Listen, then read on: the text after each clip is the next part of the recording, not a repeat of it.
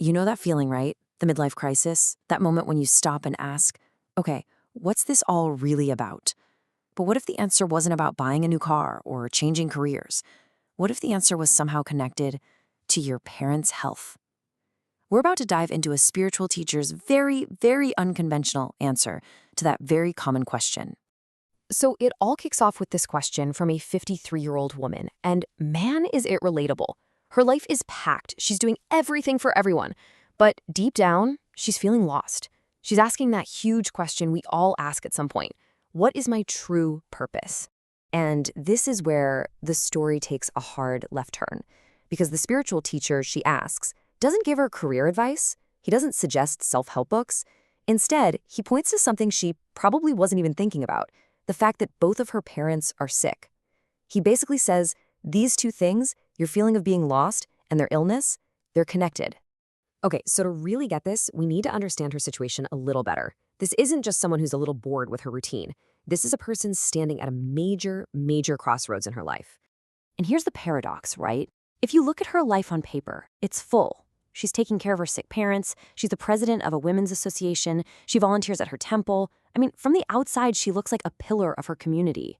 But on the inside, she feels totally adrift. It's that classic trap, being incredibly busy, but not at all fulfilled. So this brings us to the teacher's pretty radical idea. And he doesn't present this as just a nice thought or a philosophy. He calls it a law of nature, something that's just how the universe works. He's proposing that there is a direct, almost physical link between what you do with your life and how healthy your parents are. Think about that for a second. It's a huge claim that your career choices, your purpose, your path could literally show up as a physical condition in your parents. And he puts it this bluntly. He says, when you stray from your true path, when you do something wrong in that cosmic sense, nature needs to send a signal. But here's the twist. The signal, the alarm bell, doesn't go off for you. It goes off for your parents in the form of sickness. It's meant to be a wake-up call, but it's one they receive on your behalf. So let's break down that chain of events he's describing. First, you, the child, are not living up to your potential. You're on the wrong path. Second, nature sends a warning light, but it flashes through your parents' health. And third, and this is the most important part, their illness isn't just a tragedy to be managed. It's what he calls a callback. It's a cosmic summons for you to stop, look at your own life, and figure out your true higher purpose. Now, as you can imagine, this idea really clashes with some deeply held cultural values, particularly the idea of filial piety or hyo, which is a cornerstone in many East Asian cultures. This chart lays out the conflict perfectly. The traditional view says that if your parents are sick, your number one job is to drop everything, your career, your ambitions, everything, and be by their bedside. But this teacher says that's a total misunderstanding. He's arguing that by doing that, you're not fixing the root cause, which is your life path. You're just getting stuck in the symptom. And he doesn't mince words. He asks, is spending years cleaning up after a sick parent, is that really love? Is that really hyo? He claims it's the exact opposite, because for a parent to see their capable, brilliant child reduced to that role, he says it's emotionally crushing for them. It's like, in his words, driving a nail into their heart. So the big takeaway here is that in his view, the conventional wisdom is not just wrong, it's actually causing more harm. It's trapping both the child and the parent in this cycle of suffering, because everyone is misinterpreting what their true spiritual duty is. Okay, so if spending years at their bedside is the wrong way, then what's the right way? This is where the teacher introduces his new paradigm, what he calls true yo. And here's his new definition. True filial piety, true love for your parents, isn't about bedside care. It's about you going out into the world, finding your great work, the thing you were put here to do, and absolutely crushing it. The respect you earn from society, the fulfillment you find, that is the ultimate act of love and care.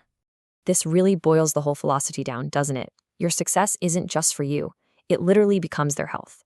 Your personal fulfillment isn't just for you. It becomes their source of pride. And in this worldview, these aren't just pretty metaphors. He's saying the positive energy from your achievements directly and physically improves their well-being. And the result, he claims, is almost unbelievable.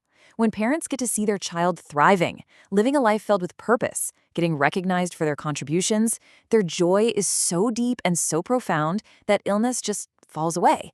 Their happiness becomes a kind of shield. So let's bring it back to the woman who started this whole thing. How does all this philosophy actually help her?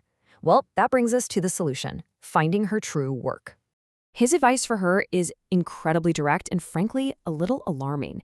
He tells her that continuing to do what she's doing, the volunteering, the small tasks like washing dishes, is actually making her parents sicker. Why? Because it's not her real, high-quality work. It's just busy work, and it's feeding into that negative cycle. So what's the game plan? He lays out a clear path. First, stop all the unfulfilling busy work. Second, find a real teacher, a sesung, who can give you proper guidance. Third, start doing what he calls correct study to really understand these laws of nature he's talking about. And finally, use all that to discover and go after the real, meaningful work you're meant to be doing for the world. And here's the final incredible promise.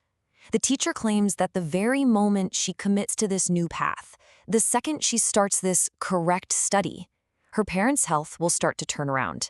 Not just gradually, but in a way he actually describes as miraculous. Which leaves us with this huge question, doesn't it? It's really the heart of this whole thing. It forces us to rethink everything we thought we knew about duty and love. Is the greatest act of love not self-sacrifice, but self-fulfillment? Is living your own best life actually the most profound gift you can ever give to the people who gave you yours? It's definitely something to think about.